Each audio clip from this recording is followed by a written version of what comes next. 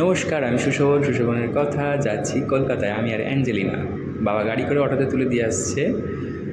অটোতে উঠে গেছি অলরেডি। অটোতে অ্যাঞ্জেলিনা খুব এক্সাইটেড, আজকে কলকাতায় যাবে, মাম্মামের কাছে যাবে। সুজাতা কলকাতায় আছে, আমরা যাচ্ছি দুজনে মিলে। দেখো আমার রাখিটা, এই যে রাখি রাখি পরে এই গ্রাম থেকে যেতে না খুব খারাপ লাগে, মনটা খুব খারাপ হয়ে যায়। তবে হ্যাঁ, মেয়েকে নিয়ে যাচ্ছি আজকে, এটা হ্যাপি। মাম্মাম আমি যাচ্ছি, বলো আমি যাচ্ছি তোমার কাছে। তোমার কাছে যাচ্ছি। হ্যাঁ, ট্রেন চলে আসবে, ট্রেনের সময় হয়ে গেছে, আমাদের টিকিট কাটা হয়ে গেছে। টিকিট কেটে আমরা ট্রেনে উঠবো। ট্রেনে উঠে গেছি। আর উঠে গেছি, অ্যাঞ্জেলিনা প্রথমে একটু ভয় পাচ্ছিল, তারপরে ও জানলা দিয়ে দেখছে। মানে কী বলতো, দুজন মানুষ যাচ্ছি, দুজনের এখন মনের অনুভব দুই রকম।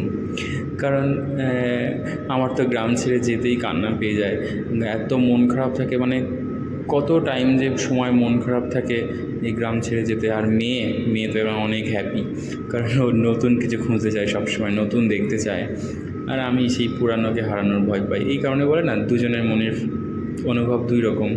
যাচ্ছি দুজনে। তবে মেয়ে আজকে সাথে আছে, মেয়ের সাথে যাচ্ছে। আমার এরকম মানে সুখটা খুব কমই আছে। তবে আজকে সুজাতা ফোন করেছিল, ও অফিস থেকে তাড়াতাড়ি বেরিয়ে যাবে। ও বেরিয়ে ওয়েট করবে আমাদের জন্য। আমি বললাম ওয়েট করতে হবে না, আমরা আগে তুমি চলে যাও, আমরাও চলে যাবো, অসুবিধা নেই, কোনো চাপ নেই।